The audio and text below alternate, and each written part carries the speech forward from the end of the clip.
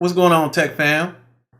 This is a cryptocurrency hardware wallet, specifically the SecuX V20. Now, what is a crypto hardware wallet and why do I have one? And why did I choose this one specifically? Well, if you want to know the answer, stay tuned.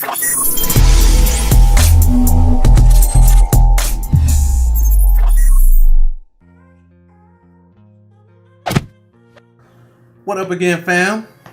Welcome back to the Gadget Tools Unlimited YouTube channel, where we engage in IT career talk, tutorials, reviews, and news. I'm your host, Warner Bell. As always, I will be conducting this mission. Today, I got a review for you. It's a cryptocurrency hardware wallet called the SecuX version 20. But before we get to the review, let's talk a little bit about why I bought the wallet, what I do in investing in crypto, and just my opinion on the subject. All right, let's get into it. So I've been interested in crypto for a long time, right? Since like 2013. I kind of got into it. I made a couple of purchases and other things came up and I kind of lost interest, forgot all about it. Fast forward to like 2018, I started getting back into it. So I would put $10 here, $10 there, buying Bitcoin and Ethereum. The price was real low, this was before all the big boom, right?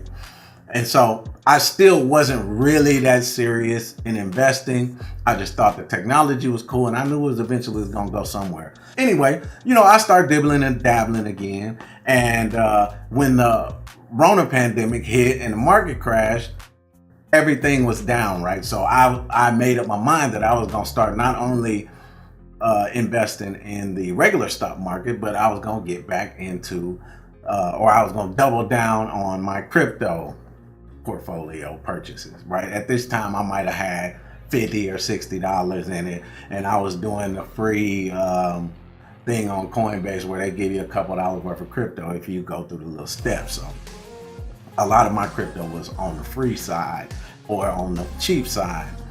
So then, boom, crypto market started booming. And it just went up from there. So by the time my portfolio got over 15 grand, it was time to become really serious about crypto, because now I got this money in it. And whether it was mostly gains or not, it was still 15 grand. I started regularly investing in crypto. And the market went. Eventually, next thing you know, I got several tens of thousands of dollars worth of cryptocurrency in my portfolio. So, I'm like, yes, this is what I'm doing. It's nice, right? And we going along. And now we're at what? It's July 13, 2022. And the crypto market has crashed harder than it's crashed in forever or ever, right? It's down, right? So if we go take a look, Bitcoin right now is trading at $19,466. That is down from a high over 60. So we way down. As you can see, Ethereum is trading at 1,000. On down the list, right? The market is just down. We look over here, 69,000. It peaked at 69,000 November 9th of 2021. It is now at $19,453 at July 13th, 2022. So significant drop off in the market. And it ain't just the crypto market. The regular stock market is down. We're on the cusp of a recession if you listen to a lot of other people who talk about these subjects. But I said all that to say, like I said, by now I'm up. I had been up tens of thousands of dollars in my crypto portfolio. So, I want to protect those assets, right? And so now with the market crash and it looking like we're about to go into a recession, crypto exchanges have been pausing withdrawals, collapsing altogether, and people are losing their cryptocurrency because they store them on the exchange. I'm sure everyone has heard this term, this saying, that if it ain't your keys, it ain't your crypto. Well, a lot of people understand what that means literally in their own life, their own portfolio, because, you know, exchanges are crashing now all the time. So people who've had their currency on these exchanges lost access to however much, you know, was in their portfolio. They just can't get it. Now, either the exchange will collapse altogether and they will just lose it, and it'll have to go to litigation, and then it'll take years, and maybe you might get some of your crypto back, or they'll pause withdrawals, not allowing people to withdraw their currency. And that usually happens right before they crash, and then several years go by and all this. So basically, you're going to lose whatever you have. These exchanges are having people stake their crypto, basically put their crypto on the exchange. They're taking that crypto and loaning it out to other people at a high interest rate, and then they'll pay another rate, a lower rate, to the people who staked or held their crypto on their exchange, while they take a small percentage for being the middleman. They're acting like banks, but the big difference is that your money is not insured on a crypto exchange. There is no regulations on a crypto exchange. So these people are, like I said, acting like banks, but they're able to go out and do all kind of creative ways to make money off your money by lending it out over and over and over again until they're leveraged 10 times on the basic amount of debt that any individual holds on their exchange. Again, not your keys, not your crypto. So what do you do to protect yourself from a situation like that? Well, you get a hardware wallet. Now, they've got physical hardware wallets, and they've got online hardware wallets, internet or PC hardware wallets. I don't use them. So I opted to get a hardware wallet for this. You know, I needed to get my crypto off of there and put it on a hardware wallet, so I know I have it, regardless of what the market does. And there's no guarantee it will even recover. It may crash to zero, and that'll be the end of crypto, and it was a fad, and, you know, the world moves on. In either case, I'll still have my own keys and my own crypto. So no matter what it's worth, I've got the asset, right? Nobody else took the asset from me. You know, I can't trust it, right? And Coinbase went public, and they are a big exchange, but you can't 100% trust nobody. Coinbase, when they went public, they was like $275 or $375 a share, something like that. Like, it's trading at like less than $50 a share now. Okay, that's one thing, right? Coinbase in May issued a warning stating that it could go into bankruptcy, and if it did, that it would use the deposits of investors to basically bail itself out, which means you are not going to get your crypto. If it's on Coinbase and Coinbase goes bankrupt, it's over with. They're going to take it to make themselves solvent. Sell you a dream that one day in the future you may get some of your currency back. So if you want to trust that, go right ahead. Me, I ain't with it. So I removed my entire portfolio off of these exchanges. I had crypto on 4 exchanges.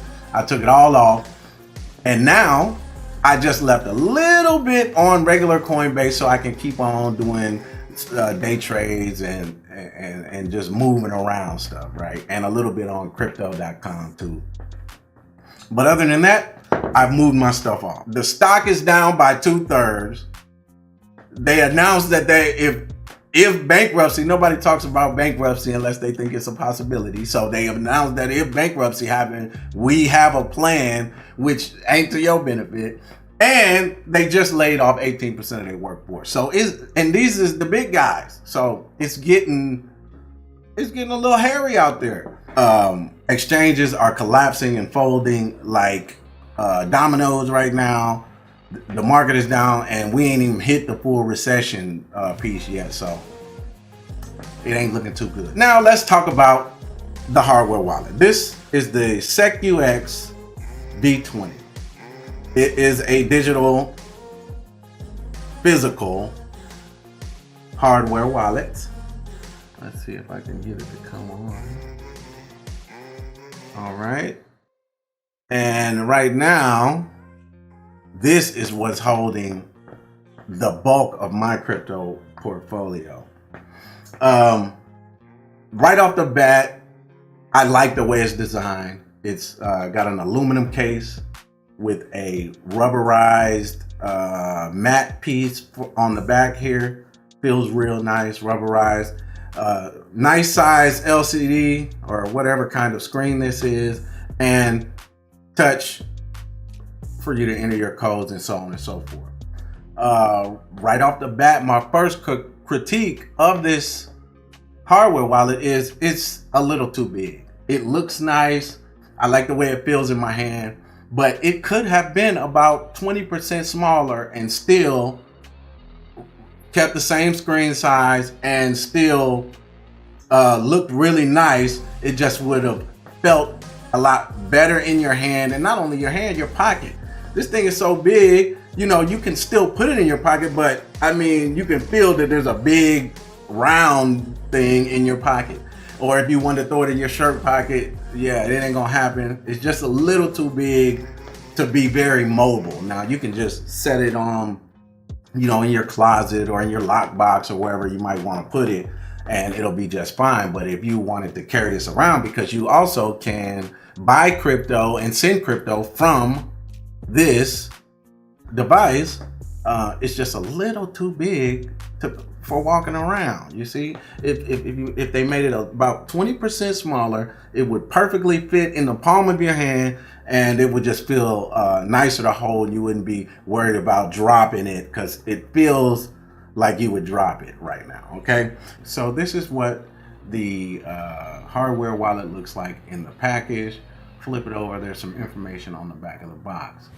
The box has two pieces of tamper-proof secure tape on both sides of it, and it'll let you know if the box has been tampered with, just for security purposes, to let you know that this device, it is in the original shipping condition and it is secure and it hasn't been tampered with, right?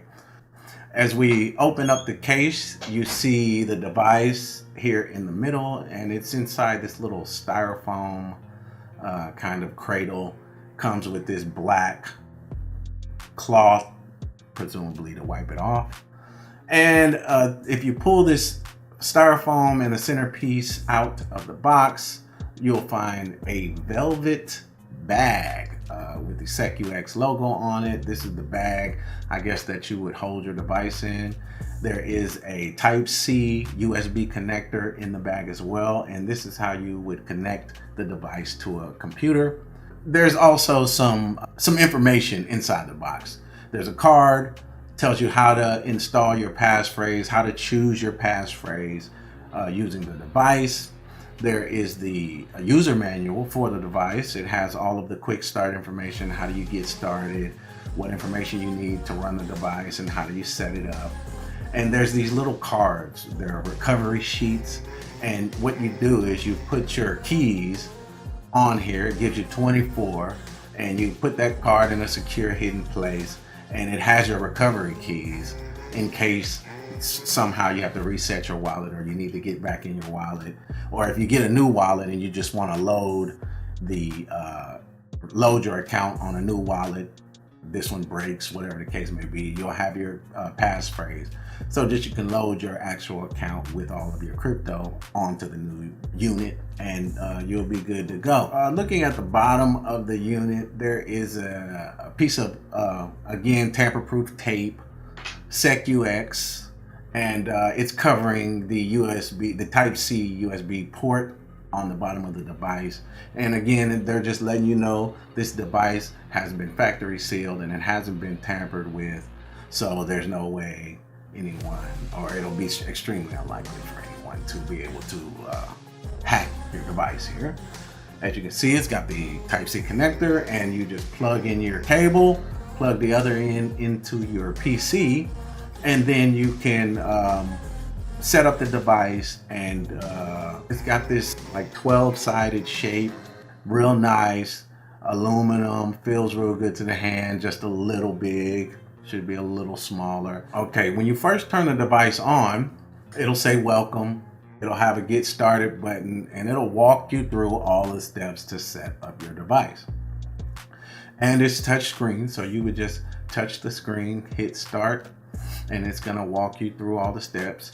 And then, congratulations, you will have set up your device. It'll tell you what cryptocurrencies you have in your portfolio that are available. You can choose those, and it'll give you addresses that you can send your crypto to.